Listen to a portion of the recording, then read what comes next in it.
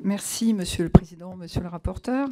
Alors, nous examinons aujourd'hui donc la proposition de loi portant création d'un droit voisin pour les éditeurs et les agences de presse. La directive droit d'auteur a été adoptée le 26 mars dernier par le Parlement européen. Son aboutissement se faisait d'autant plus attendre que le texte était en discussion depuis septembre 2016. Et la présente proposition de loi est le véhicule législatif à la transposition de l'article 15. Et je voulais saluer la rapidité exceptionnelle avec laquelle cette transposition est donc proposée à la représentation nationale.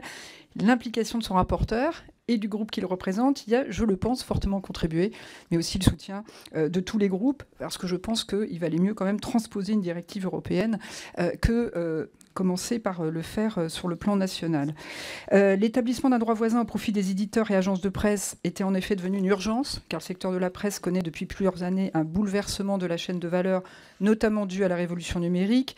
Cela a été dit plusieurs fois, mais il est important de le répéter. Un éditeur de presse ne dispose que de deux sources de revenus, la vente des journaux et la publicité.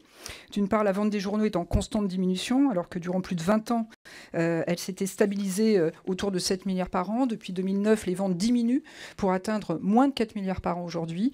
D'autre part, entre 2016 et 2017, la part du marché publicitaire de la presse a diminué de 7,4%, alors que dans le même temps, la part captée par l'Internet a augmenté de 12%. Il s'agissait donc d'accompagner tout naturellement les éditeurs et les agences de presse dans leur adaptation au numérique et aux nouveaux usages, en prenant en compte les nouveaux modèles économiques induits. D'ailleurs, ceux-ci se sont lancés dans la transition numérique de leur modèle tant et si bien que la vente de format numérique a dépassé quantitativement la diminution de la vente de format papier.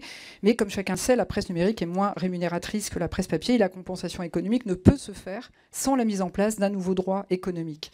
C'est donc bien dans ce contexte qui commente l'établissement des droits voisins nouveaux au bénéfice des agences et éditeurs de presse. Le principe du droit voisin, du droit d'auteur, le principe donc d'un droit à rémunération du fait de l'exploitation des œuvres existe depuis 1985 pour les artistes-interprètes, du fait donc de l'exploitation des œuvres, existe depuis 1985 pour les artistes-interprètes, les producteurs de phonogrammes et de vidéogrammes et les entreprises de communication audiovisuelle, qui contribuent soit par leur participation, soit par leurs investissements à leur réalisation. Le droit voisin consacre ici, pour les éditeurs et les agences de presse, non seulement un droit à rémunération, mais également un droit d'autoriser et d'interdire. Il joue ainsi un rôle indispensable entre les ayants droit et le public dans la sauvegarde des droits patrimoniaux. Nous saluons donc les dispositions de cette proposition de loi que nous proposerons d'enrichir par la présentation d'une série d'amendements. Ainsi, nous présenterons un amendement visant à reprendre la définition de l'éditeur de presse telle qu'elle est connue en droit français et conforme à la définition contenue dans la directive. L'enjeu est d'une telle importance que nous ne pouvons nous risquer à déplorer l'inefficience de cette loi, car la définition de l'éditeur de presse dégagée par la directive serait inopérante parce que trop floue. Introduire la définition figurant dans la loi de 86 permet d'identifier ceux qui seraient éligibles de manière lisible, concrète, comme c'est le cas pour les agences de presse.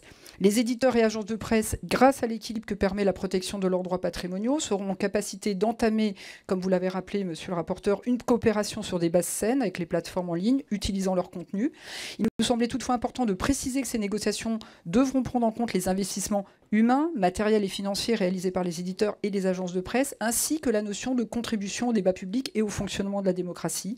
De la même manière, il est fondamental d'assurer une transmission en transparence des données, permettant d'évaluer le plus objectivement possible l'assiette et le montant de la rémunération, sachant que cette coopération pourra s'épanouir au-delà de la simple rémunération pour l'utilisation des contenus, en concluant des partenariats, notamment sur l'échange des données, dans une relation qu'on appelle gagnant-gagnant. Enfin, il nous semble fondamental de prévoir un mécanisme en cas d'absence d'accord dans un délai raisonnable.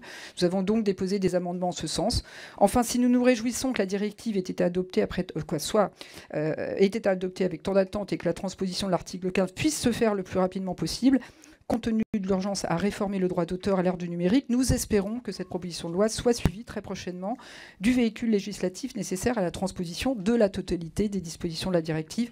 Notre groupe aborde évidemment favorablement l'examen de cette proposition de loi qui participe d'une répartition juste et équitable de la richesse produite. Merci Madame Dumas.